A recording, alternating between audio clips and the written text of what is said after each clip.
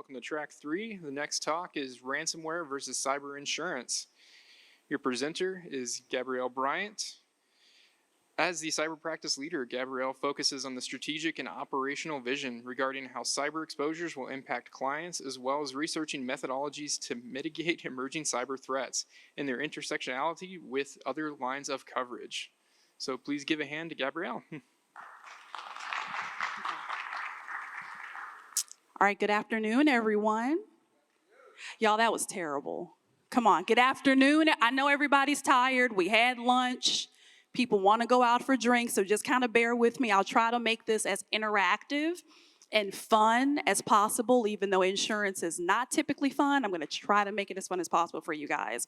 So one thing about me, the way I present, I love to get questions. So do not be shy about interrupting me. If you have a question, if you have a concern, no question is stupid when we talk about cyber insurance, because I know it's a lot of different facets going on. So please, if at any point in time you have a question, or if I say something that's kind of insurance nerdy, like you're like, what is she talking about? Please stop me, okay? So let's go ahead and get started. So of course, you guys know me, the introduction. So this is basically a tentative agenda for today. Like I said, we do not have to stick with this, but this is basically a broad overview of what we're going to be talking about today, and hopefully you guys can leave with some very pertinent information. So, of course, introduction, we all know, being in this space, ransomware is absolutely atrocious. I don't know if you guys realize this, but in the insurance industry, to give you a little bit of background about insurance, insurance is a very traditional industry. They typically assess risk based off of historical losses. They assess risk based off of, actuarial tables, things like that. That's what we typically see in property and casualty. When cyber came on the scene, they did not know how to underwrite it. You were able to get, if you guys remember, a few years back, you were able to get like a $5 million policy, $5,000, no controls. What do you guys have? Oh, no, that's fine. And that's because as insurance people, we knew nothing about cybersecurity. We knew nothing about controls. We were trying to assess it the way you would any other loss, the way you would property or casualty, but it's not applicable. So around 2019, 2020, that's when the cyber insurance market blew up, so to speak. We started seeing spikes in ransomware. I think one year claims went up approximately 486%, and that's why we saw the huge rise in premiums. It was hard to get cyber insurance, and everything was just kind of falling to pieces. So that's when we, with insurance people, we had to humble ourselves and say, look, apparently we don't know what we're doing. We don't understand this. We need you guys' help. So that's when we developed more robust controls. We have top 12 controls, which I'm going to talk about in a little bit here. But essentially, we had to reevaluate how we view risk in the cyber liability landscape. So like I said before, ransomware has definitely, increased costs. You have a lot of repercussions from ransomware, especially when you're dealing with cyber insurance. But that's why, once again, cyber insurance is so important, because if you suffer any sort of malware or ransomware attack or any sort of cyber extortion, you have those key insuring agreements that can protect you, that will trigger in case something like that happens. Yeah, sure. So yes, and that's sad. So I'm going to tell you why that's sad. If you look at a typical, I'm sorry. So her question was, do insurance policies typically lump extortion and ransomware together? The answer is yes. That's technically wrong. As you guys know, it's more than one form of malware. You have DDoS attacks, you have different attacks, but typically ransomware is the most common, which is why they lump them together. Now, once again, like I said, we're dealing with non-technical people. So they see them as being the same thing, like it's interchangeable, and we have to tell them extortion is the crime, ransomware is just the tool that's used, but it's multiple tools out there. Mm-hmm. I can come closer to you. No, you're fine. When I first got into this, that's what they were doing, is they were encrypting data, holding our data ransom. Then they said, well, if they've got good backups, they can do that. So we're going to exfiltrate their data, and if they don't pay us the ransom, then we're going to extort them, or we're going to release it into the wild, the data. So those are two separate kinds of crimes. But when I went to get insurance last time, the only thing they had was ransomware, and I said, well, what about extortion? And they said, well, yeah, it's the same thing. No, it's not. So, like I said before, insurance people are not technical, especially sadly when it comes to cyber insurance. You have people still kind of from that insurance background. So they see it as the same thing because the way the policies are written on the declarations page, which, side note, a declarations page is like it's all your basic information, all the policy in the front page. Those two things are lumped together.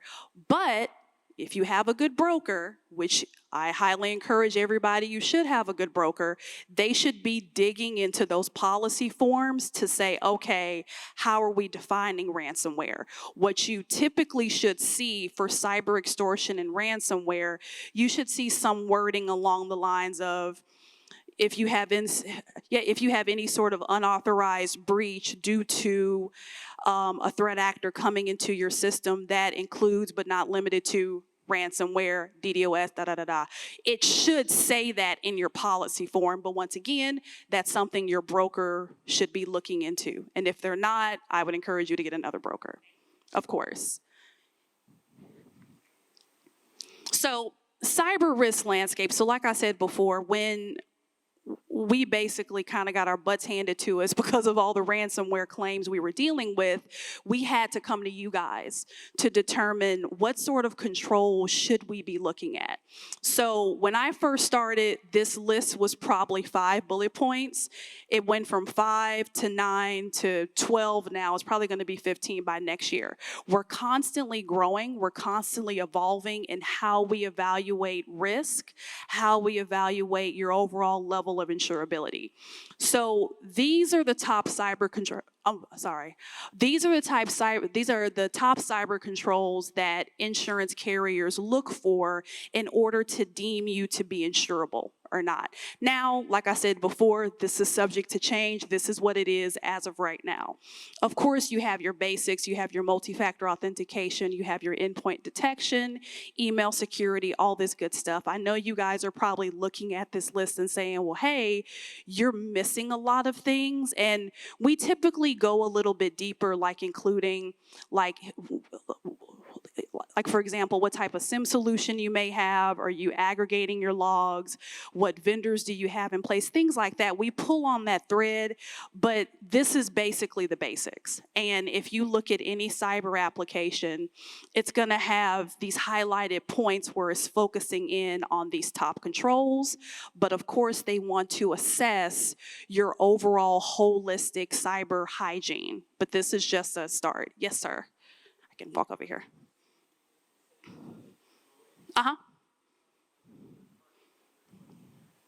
So when we see a client that works with a vendor, we highly encourage them to have a third-party questionnaire. That's actually one of the questions we do.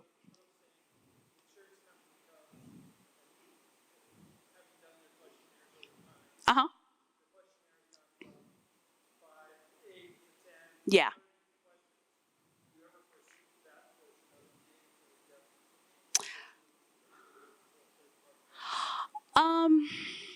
That's the thing. That's tricky because it's like when you're talking about those type of questionnaires, every carrier assess risk differently. Every carrier is prioritizing what they deem as important. So that's really going to be a case-by-case basis. I foresee that happening, but we're already getting pushback now about the fact that the application is almost 7 or 8 pages long. We have a very difficult time pushing things like that with our clients because our clients are like, look, I'm already having to do this long application. I'm already having to show and prove. We have all these different controls in place. Now you want me to do another questionnaire.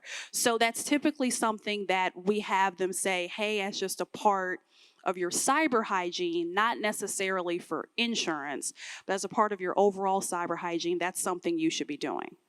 But we definitely, I feel we're going to be seeing that in the future.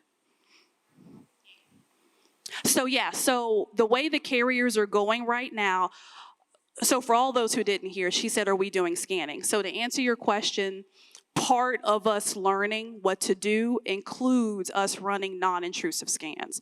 Carriers, specifically insurtechs like Coalition, Resilience, Corvus, Cowbell, they run non-intrusive vulnerability scans on probably every couple months, but especially closer to your renewal to evaluate just what's in your system. Do you have any open ports? Do you have anything with like Microsoft Server Exchange? Like any red flags. Historically, when they would run the scans, they said, oh, this is just for marketing purposes. We're just doing this for marketing purposes. We just want to see, you know, how you guys are doing, and this is just for you. This is for your benefit. Now, which I'm not surprised, they're using it as a part of underwriting, saying, oh, we're running these scans. We've seen that you guys have had this open port for, I don't know, a year or so now. What are you doing about it? And they're using the scans as subjectivities to bind coverage, meaning if you don't correct this based off of our scans, then we won't cover you. Yes.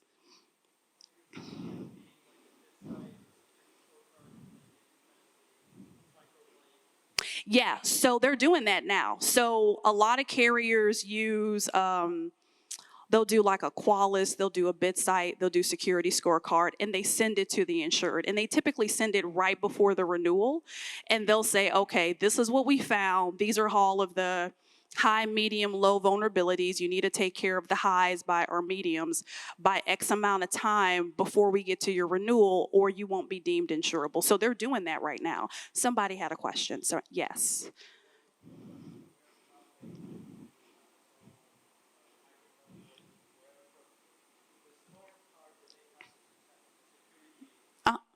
Uh-huh.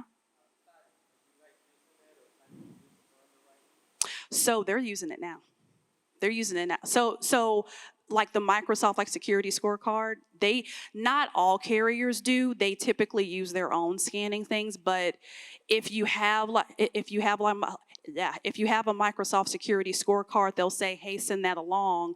If that can help you with the underwriting process, we'll take that too. But no, any sort of non-intrusive scanning tool, any sort of pen testing that you guys may have done, whether it's internal, external, anything like that, we typically ask for that information not only on the application, but also just doing our risk assessment, because it can either really help you out with the options you're going to get, or it can really hurt you.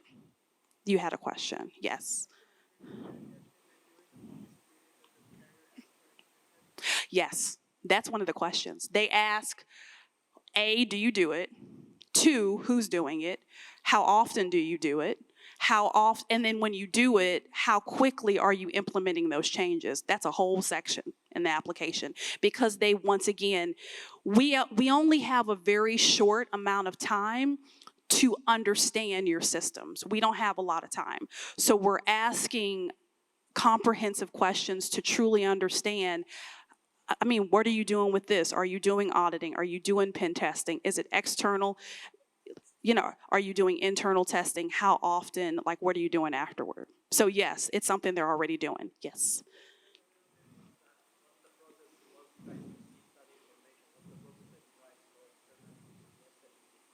Yeah, so 2 answers to that.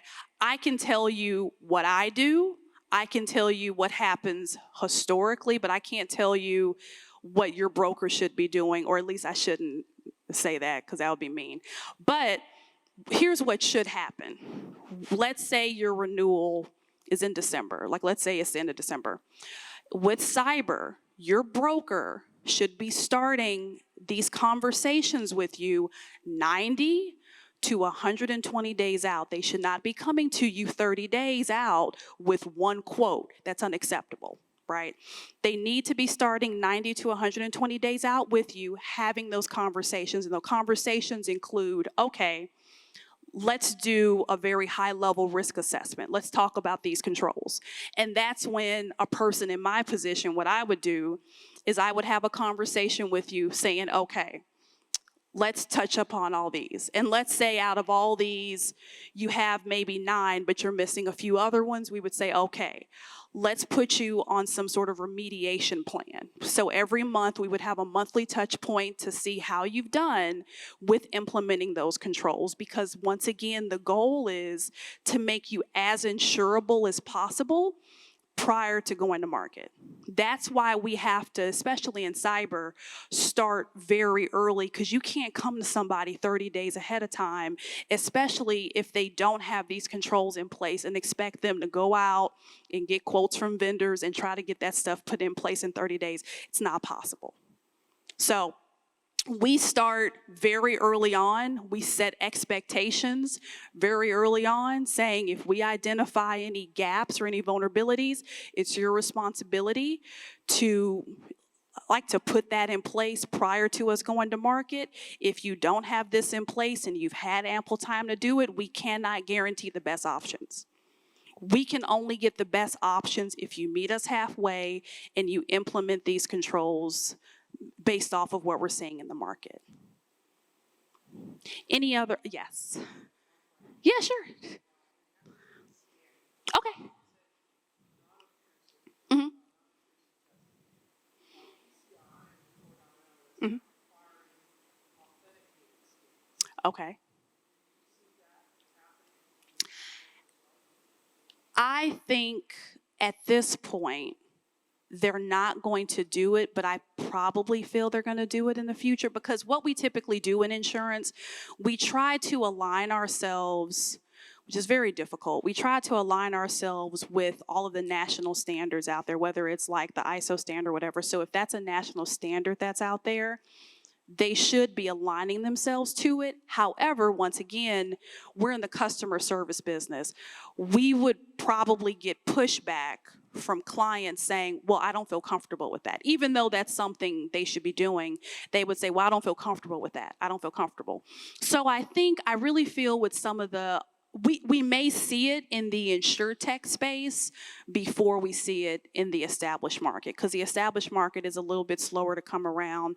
Insurtechs that are ran by cybersecurity professionals may see the importance of it prior to the established market. And that's typically what we've seen, because the insurtechs are new, they're in the startup space.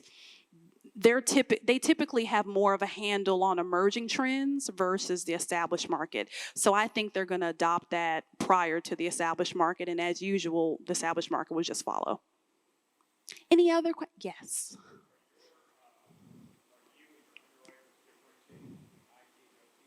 Yes, we are. We have 2 separate applications for that. We have 2 separate ways we go about it.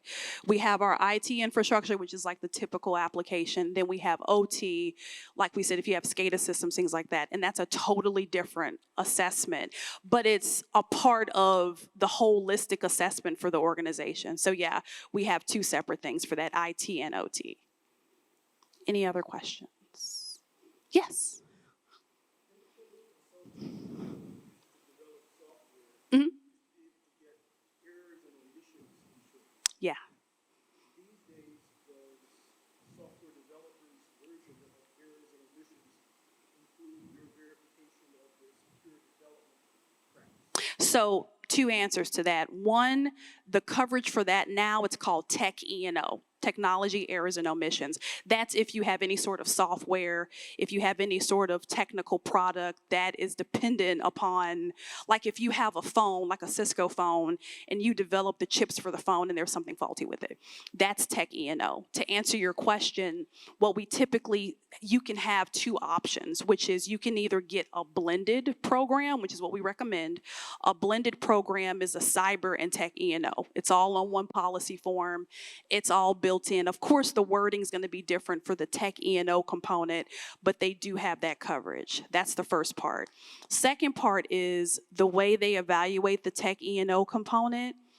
It's very stringent, and it's interesting because carriers love to get blended programs, but they hate writing them. They don't want to write Tech E&O just because of the level of exposure with those software and with those products.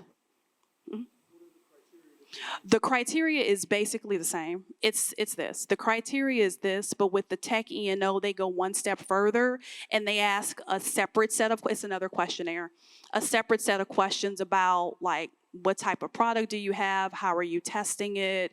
Who tested? Have you ever had anything faulty with your product? It's a separate set of questions.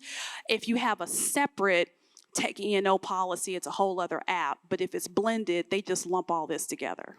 And I'm not saying that's right, but that's what they do. Because they kind of see it as the same, even though it's not the same. It's definitely not. Did you have a question or no? Maybe later? Okay. Well, I'll be here if you got one. Any other questions? Okay. So, importance of cyber insurance, I get this question all the time. The most popular question I get is, well, what's the point of me even paying for it? It's expensive. I got to go through all these different controls. Then when I get it, is it even guaranteed that I'm going to get payment or reimbursement for any sort of loss I sustain? And basically what I tell people is the point of insurance, any insurance, whether it's cyber, whether it's property, whether it's general liability, is to reimburse you for loss of income and to restore you to your pre-loss condition. That's what insurance is. It's not to make you better.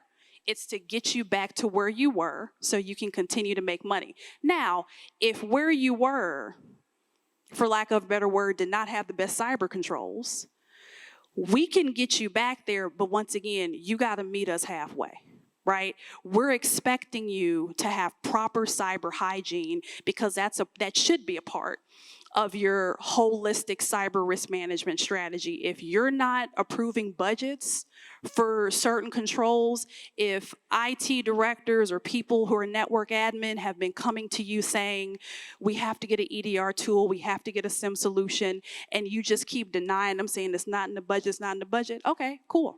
But then what's going to happen is when we come in and we say, do you have all these things in place? And then you realize you're not insurable, it's a whole other can of worms, right? So the purpose of cyber insurance is to get you back to where you were before. It's to cover any sort of financial loss you sustain, whether that is damage to your reputation, business interruption, dependent business interruption, network, or your network or your systems. There's a coverage on there as well called bricking, which is computer hardware replacement. Basically, if you were to experience a breach and it turns all of your endpoints into bricks, it's coverage for that. It's coverage for third parties. So if you get sued, right? If you have, let's say you are a healthcare system and your hospital gets breached and your patients sue you for their PHI data being breached, you need coverage for that, because when you start adding up legal fees and remediation and credit monitoring and having to, offer all of your past patients, all of that stuff begins to add up. And unless you have some form of financial risk transfer that is stellar, that we don't know about, that's why you need cyber insurance. It's to restore you to your pre-loss condition, but it also provides access to funds for first and third party risk. The other benefit is, like we said before, the non-intrusive vulnerability scans, the tabletops incident response planning, that's all included in your insurance policy. Once you pay for your insurance policy, you get access to those proactive and reactive services. So that's another benefit as well. So once again, advantages and disadvantages, like we said, your financial risk transfer, unless you have some money that's in Bermuda and a captive somewhere that we don't know about and it's disposable income, you're going to need coverages for all those different triggers that can happen. It's a part of your holistic risk management strategy. Like I said, you will be very surprised at how many companies I've gone to and spoken to where they keep IT and security almost separate from any sort of major decision making when they have. And then when it's time for the insurance renewal, the applications, they say the same thing to us, like, oh yeah, well, our risk manager does it. But does your IT director talk to your risk manager? Oh no, we just send the applications. right? They're not even a part of those conversations, and you have to be, because we need to understand how important is this to you. Are you actually putting forth effort to constantly improve your cyber hygiene? Or are you just checking boxes? Yes. Mhm. Yes. So it makes you feel better. It makes you safer in the sense that you're not having to spend as much money getting access to vendors you would have normally had to pay full price for, in addition to getting access to a lot of those services that a lot of companies just don't have access to. They would have to pay a higher price to go out and find someone to do pen testing, or, like we said, non-intrusive scans, whereas with your insurance policy, just depending on each carrier, because they vary, all that stuff is included. It's free. Well, not free, but it's included in the premium. So, as much as I love insurance, because I'm an insurance nerd, we have to talk about the disadvantages of cyber insurance, because nothing is 100%. I'm going to be perfectly honest with you guys, it is not cheap. It is not cheap at all. Cyber insurance is pricey. Now, the prices have leveled out a bit. A couple years ago, we were probably one of the highest priced lines of business, period. Because customers are doing better with their controls, because we've seen a temporary, keyword temporary, decrease in ransomware and cyber attacks, even though that's ticking back up, it's leveled out a bit where the pricing is a bit more favorable. Now, actually, the problem child in insurance is property. Property has gone up almost 3 times what it was because of everything going with the climate. So property is really bad right now. But like I said, it's not something that's inexpensive. It is pricey, but what I tell people all the time, what I tell my clients is, once again, when it comes to any sort of cyber extortion, threat actor, phishing, social engineering, whatever it is, everybody's going to get hit at some point in time. It's not a question of when you're going to get hit, but I'm sorry, if you get hit, but when will you get hit, the scope and the scale and how much. Either way, you're paying. I would rather pay upfront a set rate where I have access to these proactive and reactive services where I'm covered, and it's going to restore me to my pre-loss condition, as opposed to not having cyber insurance. And typically what we see is maybe their controls are not the best. They get hit, and then you have to deal with not only the immediate cost of the breach, you have to deal with long tail costs. I tell people all the time, what we're discovering in our claims and underwriting, only a third of the total cost is upfront. The other 2/3, it's long tail. It's 2-3 years out. It's damage to your reputation. It's credit monitoring. It's business. It's loss of business. It's having issues with your vendors. All that stuff comes 2-3 years out, and you're still having to pay for that. So just imagine the aggregated cost of what that would be if you didn't have coverage for that. So coverage limitations, this is something you should be talking with about your broker. Based off of how your risk and how your company is evaluated, carriers can put sub-limited coverage in your policy. So for example, let's say you don't have MFA, or let's say you have it and it's just not enabled because people don't feel like doing it, right? Just whatever reason, let's say you don't have the best controls. They can say, okay, your policy, I don't know, it's $20 million, but we're going to sublimit your ransomware to $1 million with a 50% coinsurance. 50% coinsurance means you're responsible for half of the claims. That's very common in situations in which the controls are just not there, which is why, like I said before, we start 90 days out, 120 days out, trying to get you as insurable as possible, because we don't want that to happen. So you have to talk to your broker about, if there are any carve backs, sublimited coverages, all that. One of the major exclusions they amended was the war and terrorism exclusion. They extended that out to cyber terrorism and cyber warfare because of the Russian-Ukraine crisis. Risk assessments, like I said, we have to evaluate everything. It's not going to be something where you feel you can just go and purchase insurance and that's it, we're good. We have to continually see that you're working on your cyber hygiene and your holistic risk management. Evolving threats. Insurance is very similar to laws in the sense that insurance moves very slow. It's very difficult to keep up with all of the emerging trends and all of the emerging vulnerabilities that we see because the landscape changes every day. That's why, sadly, the applications are getting longer and longer and longer because when the solar winds happened, we had to put something in there for that. When the Microsoft Server Exchange thing happened, we had to put something in there for that. When OT came about, we had to create so we're trying to always play catch up, and we're doing a good job at it, but it's never going to be totally ahead of the game just because of the landscape and what we're seeing. False sense of security, you guys, once again, I see this all the time. I see companies feel, well, I have insurance, and it's kind of like a set it and forget it, right? I have insurance, I'm good. Oh, I don't need to implement this, I'm fine, I'm covered. I got it. And what I tell individuals is cyber, it's there for your peace of mind, but it doesn't mean that it's going to cover every single little thing. They want you to take some ownership as well. Now, it doesn't mean that carriers are not paying out claims, but I'll give you a prime example. We had a client that had a breach, and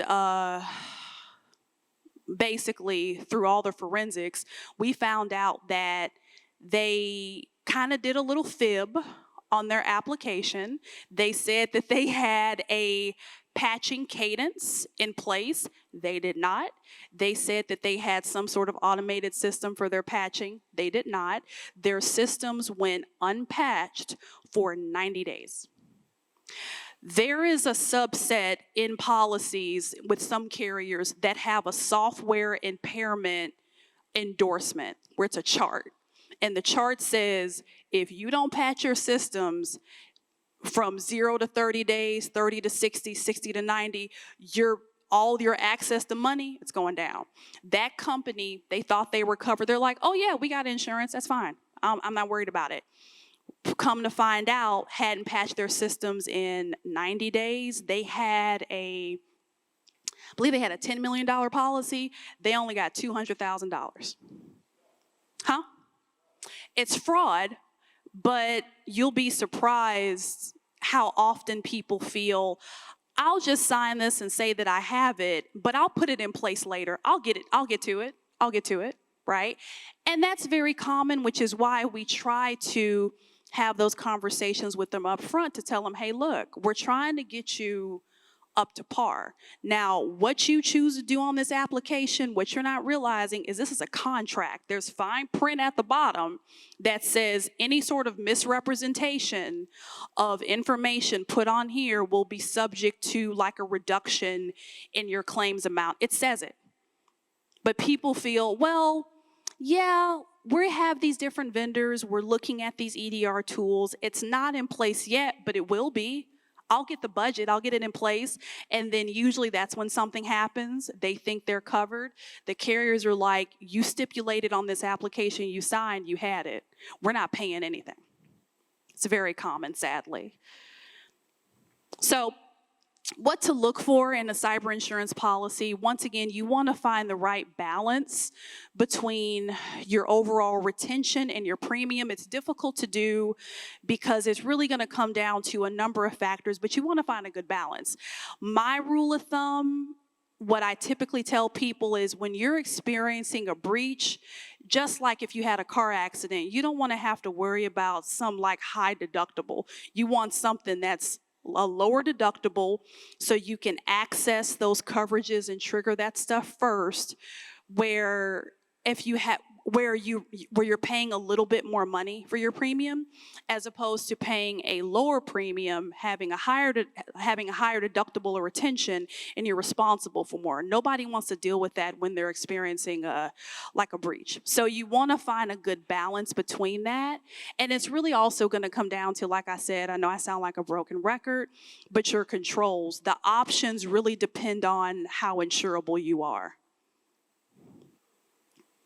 So what to look for, like I said, coverage and scope. You need to look at your overall declaration page to see what you have. Do you have coverage for breaches? Do you have coverage for business interruption? Do you have coverage for extortion? Do you have coverage for bricking? Do you have coverage for software impairment? That's something your agent or your broker should be speaking to you about. You should be reviewing those things in your policy reviews, in your quote negotiations. If they're not able to point out specific coverages pertinent to your company, you may need to look at somebody else. They should understand your level of risk. They should understand what you need, because some coverages are just not applicable. Maybe you don't need a lot of coverages for your cybercrime. Maybe you don't have a huge exposure with your invoice manipulation, but maybe you have a bigger one with your business interruption since you're doing supply chain. You have to understand who you're dealing with, and that's what your broker should be doing with you.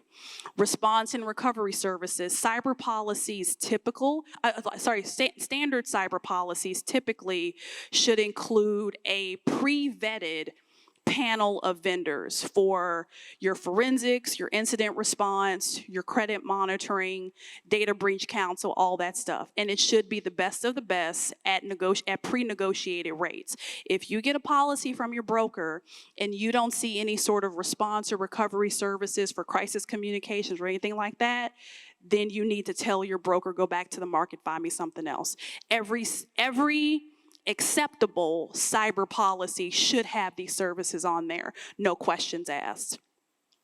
Exclusions and limitations is kind of like what we talked about before with the carve backs and the endorsements.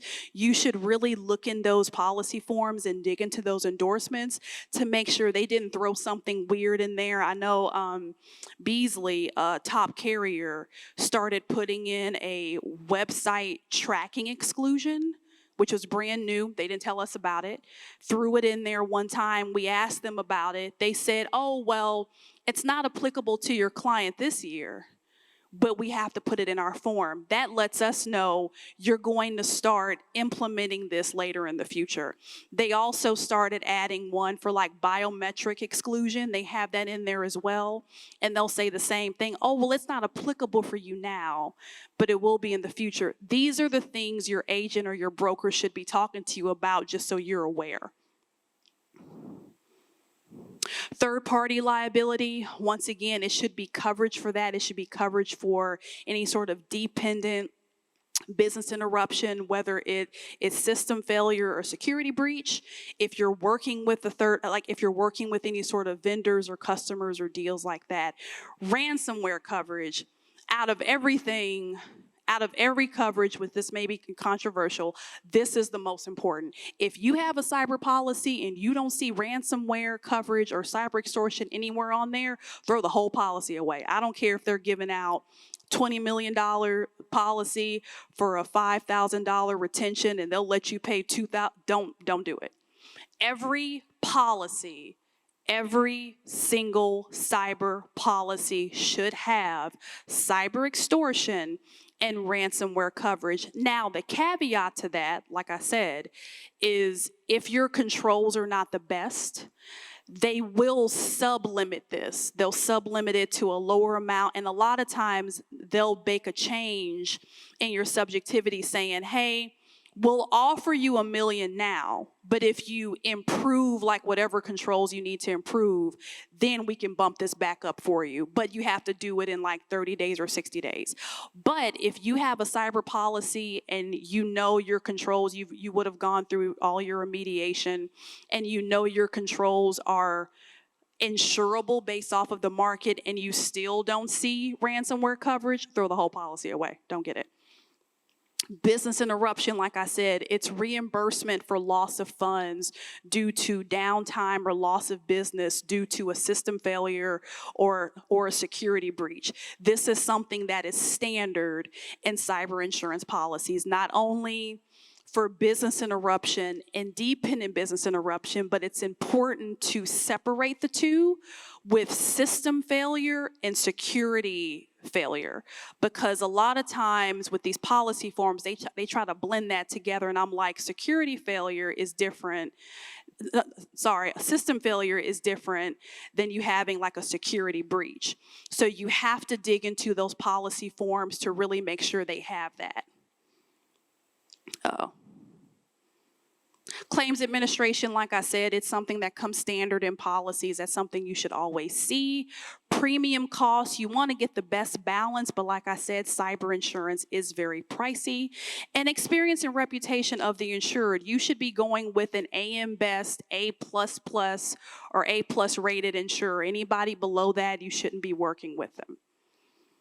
So once again, just please remember, tailor your coverages. Please review multiple options. Your broker should not be coming to you with one option. You should have multiple options. You need to have a full market summary because they have to do all their due diligence. That's a part of our requirement as brokers. I think I've touched upon most of these, but just some frequently asked questions. You know, do we have to continually improve our cyber hygiene? Yes, you don't get brownie points for doing what you're supposed to do. What data is typically covered? It's usually the standard PII, PHI, PCI. If you have any sort of intellectual property, confidential, sensitive information, that's covered as well. When should we start? Like I said, 90 to 120 days out. Should I self-insure versus buying? This is my favorite. My favorite is, what I tell people is, if you choose to self-insure, that's your option, but you really need to understand what self-insurance is. If you don't understand what that is and how much capital you need to stay afloat, you need to get cyber insurance. Why do my insurance premiums increase every year when I have not sustained losses in the annual policy term? Because insurance essentially is a pool of aggregated risk. And when the risk goes up for everybody in that pool, that's why those premiums go up as well. But we are seeing them begin to flatten out a little bit. So I want to leave this time for any sort of questions. I think we have a little less than 5 minutes. Do you have a question, sir? Yes. So, couple things. So, what we do is 2 parts. Huh? Oh, I'm sorry. So he's asking us, how do we assess a breach due to an insider threat? That's the question. 2 things there. One, we have to first discover it's an insider threat. We would get people on site to do deep dive forensics, all that stuff. If we discover it's an insider threat, technically we would rely on you guys. If you have an incident response plan or a BCDR plan, technically you should have an insider threat playbook that shows this is the set of people we talk to when this happens. Because like you guys know, if you have an insider threat, it's a different level of individuals you speak to. Not everybody should have access to that information, but we would get people on site. It would be handled roughly the same, but the people we would speak to would be different. And as far as payout is concerned, it would depend on if something could have been prevented that was not prevented, and how much that would be paid out. Yes. So if it was intentional, it would be paid. If it was not intentional, it would still be paid, but maybe not as much, not for the full limit. Yes. Yes. Oh, my fun topic. Yes. The Treasury and OFAC and whatnot. Is there language in there specifically? Yes. So to your point, if it's on the OFAC list, we can't pay them. With ransomware payments, what we typically tell them is you need to have some sort of an organizational like decision tree as to whether you're comfortable paying or not paying. We can't tell you what to do. We're not your business. Every business is on a case-by-case basis. We can provide options for you if you want to pay, but it's ultimately your decision whether you want to pay that ransom or not. And we have different things, like Beasley has like a Bitcoin wallet they pay them out of. We have breach counsel that will come in and negotiate with them, but essentially it's a business decision. But we do have options if you do. I think we just have less than 1 minute. I'm so sorry. I can get to you after the thing. But sorry to wrap up, everybody. Thank you so much for coming. Hopefully you guys have gotten some great information about insurance. I'm going to stick around if you guys have any other questions afterward, but thank you so much.